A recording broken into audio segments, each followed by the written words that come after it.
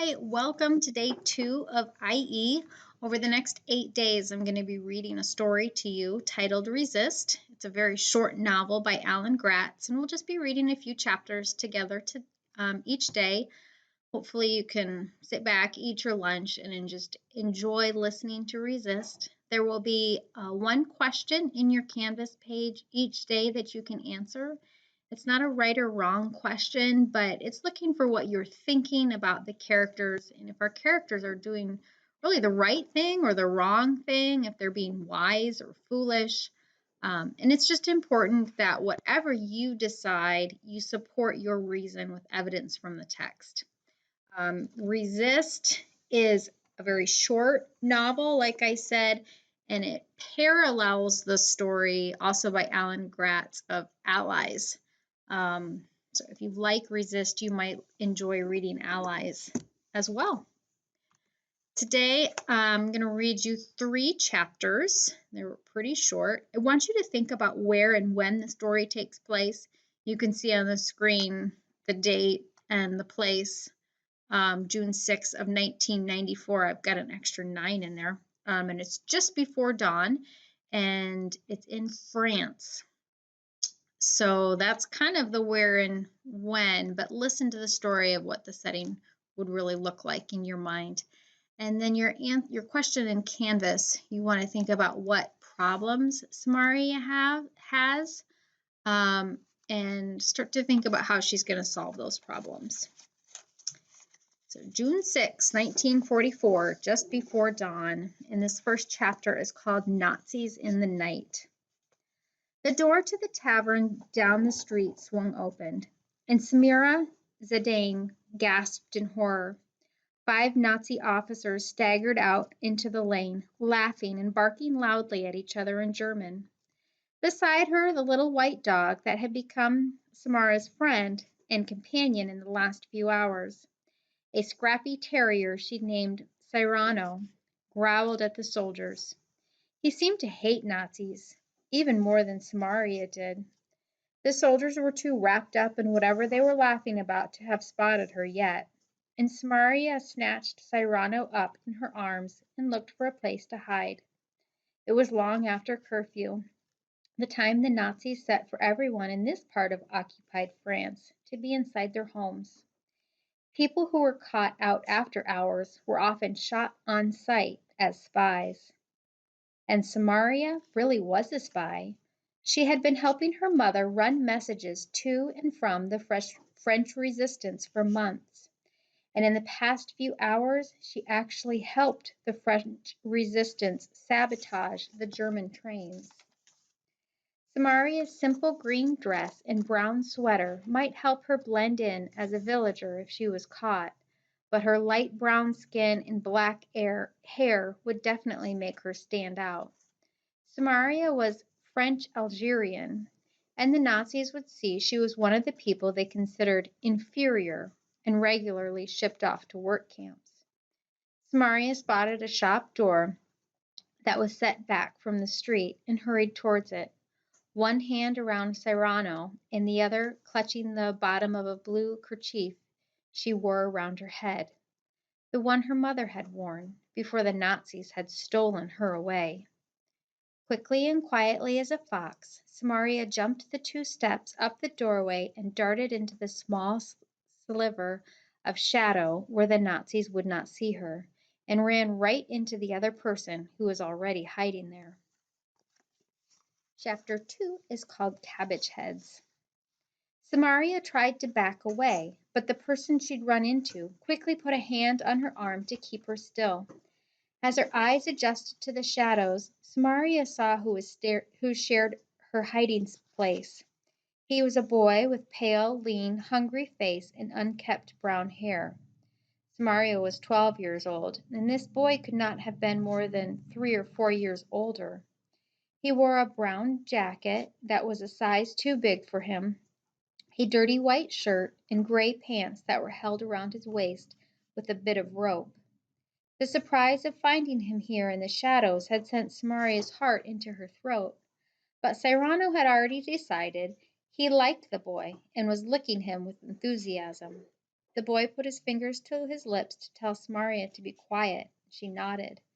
Whoever he was afraid of the Nazis as she was, and he didn't want to get caught either. The German soldiers lingered in the streets, still laughing and braying at each other.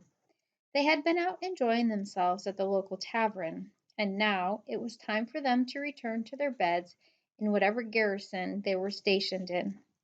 Lousy cabbage head, the boy whispered beside her, walking around like they owned the place. It was hard to argue that they didn't own the place, Samaria thought. Nazi Germany had invaded France in 1940, and in no time at all they had rolled into Paris, the capital, and claimed the whole country for the German Empire. The northern part of France, like here in Normandy, where Samaria and her mother now lived, was under direct control of Germany, while the southern part of France was ruled by a French government that answered to the Nazis. For the last 4 years, Germany had moved soldiers and guns into barracks and fortresses all over France, solidifying their control. Now it was going to take a full-on Allied invasion of soldiers from England and the United States to drive them out again. An invasion that was supposed to happen just hours from now. Samaria felt the boy tense beside her, and she looked back down the street. The Nazi soldiers were on the move again, and they were headed right for where Samaria and the boy were hiding. And the next chapter is called Pea Break. The Nazi soldiers swaggered down the street, conquerors enjoying their victory. They were getting closer, closer. Samaria and the boy were hidden in the shadows, but the doorway wasn't very deep. All it would take is for one of the soldiers to turn his head and see them, and it was all over. They would be captured and taken prisoner. Will I be taken to where my mother is being held? Samaria wondered. Her mother had been captured earlier that night, trying to help another French family escape a Nazi roundup. Samaria thought her mother was being held with the other prisoners in the city of Beirut. That's where Samaria had been heading, hoping that the Germans would be too concerned with the Allied invasion to execute their prisoners at dawn, as they often did. But what if the Allied invasion did not work? What if the Germans shot down all the paratroopers and threw all the Americans and English soldiers and tanks coming up from the beaches back into the sea? Then her mother and all the other French prisoners would die. And if Samaria was caught here and now, she would be shot with them. The German soldiers sang at the top of their lungs as they came closer, daring anyone to tell them to be quiet. No one would, of course. Every door in the little French village was shut and locked, and every window shade pulled down tight where people quaked under their bed covers. Their Nazis were real-life boogeymen. Sober, they were fearsome masters. Drunk, like these men were, they would become monsters. Samaria's breath caught as one of the soldiers broke away from the rest of the group and staggered towards the door where she and the boy were hiding. The soldier fumbled with his belt, and with dread, Samaria realized he was coming this way. Samaria turned and tried the door handle to the shop, but it was closed. There was nowhere for her and the boy to go. They were trapped, and the Nazi was almost on top of them. Beside her, the boy pulled a pistol from the waist of his pants. Samaria's eyes went wild. She hadn't noticed the gun before. The boy looked at her with those wild eyes, as if telling her he would kill the Nazi soldier rather than being caught. Samaria panicked. Being captured by the Nazis was one thing. Shooting them? That would turn the drunk soldiers into monsters for sure. Each of the Germans carried a pistol of his own at his side, and if they heard a single shot and saw their comrade fall, they would fire every last bullet they had into the shadows of this doorway. The boy could not shoot them all. Samario and Serrano and the boy would probably be dead before he could fire a second shot. Samaria's mind raced. What to do? What to do? The German soldier was going to see them any second now. The boy raised his pistol. Serrano growled. A calm came over Samaria. The same kind of calm she felt before she walked out onto the stage during the play at school, when all the rehearsing, all the memorizing of lines, all the butterflies suddenly went away, and she stepped out of herself and into another character.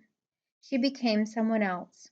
She felt that same liberation of spirit now, and in that moment she knew what she had to do. Samaria put Cyrano on the ground, pretended to pull the door closed behind her, and stepped out into the street. That's the end of the first 3 chapters. So take just a couple minutes and type into Canvas, what problems does Samaria have right now? It mentioned several different ones. So see if you can come up with a decent sized list of what issues she has and what problems she has to solve.